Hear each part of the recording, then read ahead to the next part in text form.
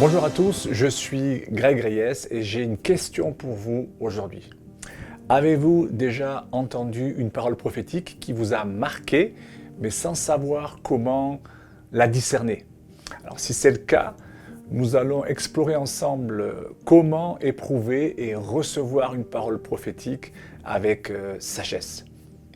Pourquoi? Parce que oui, Dieu parle encore aujourd'hui, mais il est essentiel de savoir comment juger, discerner et appliquer ce que nous recevons.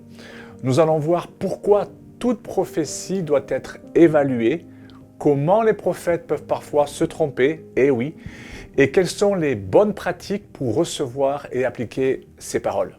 Est-ce que vous êtes prêts? Moi, je suis prêt. Alors, c'est parti. Premièrement, pourquoi évaluer les paroles prophétiques? Dans sa lettre aux Thessaloniciens, Paul nous donne un ordre assez clair, ne pas mépriser les paroles prophétiques. On voit ça dans 1 Thessaloniciens chapitre 5, versets 19 à 21, où il est écrit la chose suivante: « N'éteignez pas l'esprit, ne méprisez pas les prophéties, mais examinez tout et retenez ce qui y est bon. » Alors pourquoi une telle précision à votre avis?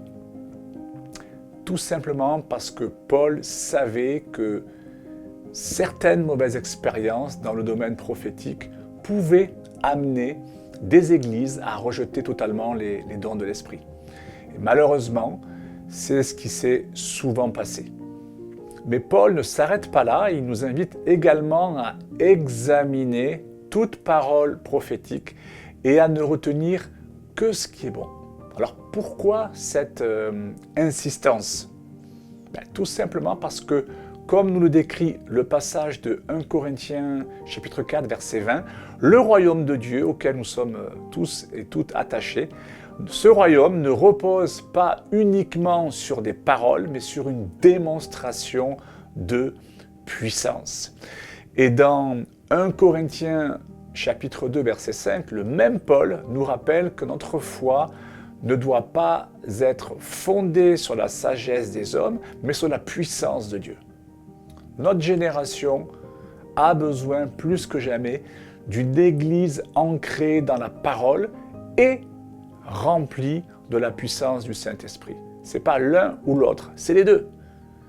Nous devons avoir l'humilité d'examiner chaque prophétie à la lumière des Écritures, tout en gardant une foi vivante en la puissance surnaturelle du Saint-Esprit. Chers amis, mon exhortation est la suivante: n'éteignons pas l'esprit, mais laissons-le agir librement au milieu de nous, en gardant bien sûr toujours cette précieuse attitude de sagesse, examiner tout et ne retenir que ce qui honore Dieu et édifie son peuple. Si la Bible nous invite à examiner les prophéties et à ne retenir que ce qui est bon, cela veut-il dire qu'un prophète peut se tromper? La réponse est oui. Dans l'Église, beaucoup croient à tort qu'un vrai prophète de Dieu ne peut pas se tromper. Pourtant, la Bible nous donne des exemples clairs où des prophètes ont donné des paroles imprécises. Tout à fait. Lisons 1 Corinthiens chapitre 14 verset 29 ensemble.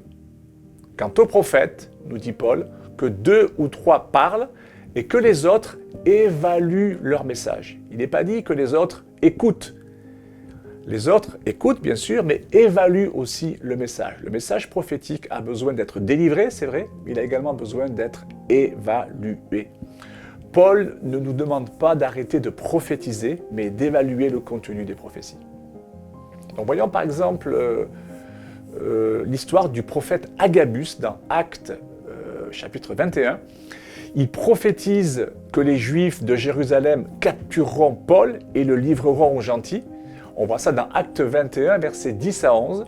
« L'homme à qui appartient cette ceinture, les Juifs l'attacheront de la même manière à Jérusalem et le livreront entre les mains des non-Juifs. » Bon, que s'est-il réellement passé? En réalité, ce sont les Romains qui ont sauvé Paul des Juifs.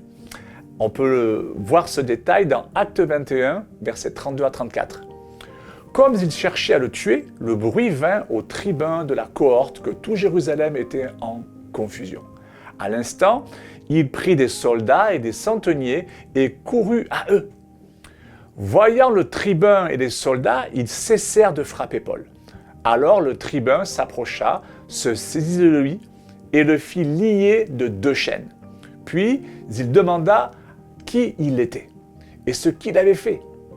Mais dans la foule, les uns criaient d'une manière, les autres d'une autre.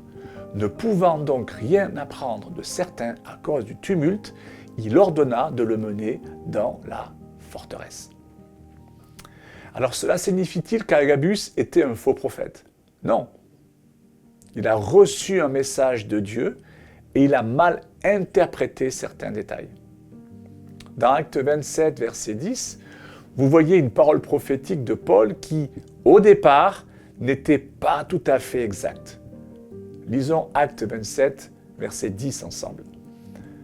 C'est pourquoi Paul avertit les autres en disant « Ô homme, je vois que la navigation ne se fera pas sans péril et sans beaucoup de dommages, non seulement pour la cargaison et pour le navire, mais encore pour nos personnes. » Mais un peu plus tard, dans Acte 27, verset 22, un ange apparaît à Paul et lui révèle une autre réalité, plus précise.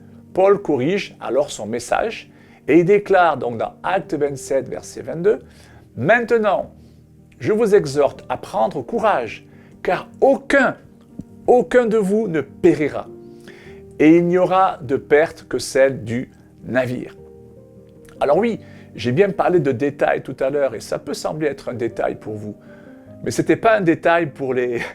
Cette parole prophétique, cette petite précision n'était pas un détail pour les membres de l'équipage, vous comprenez?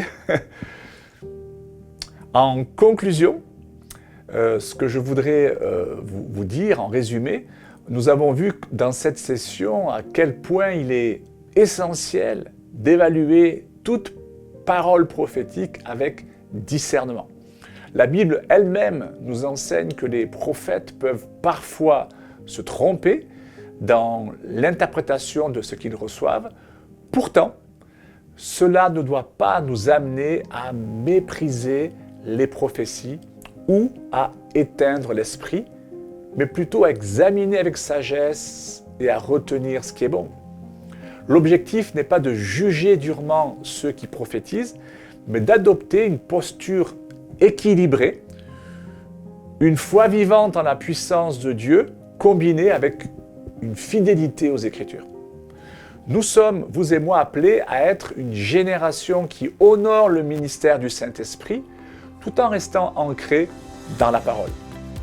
Une génération ouverte à la manifestation du surnaturel et soucieuse d'éprouver toutes choses pour mieux suivre la voie de Dieu.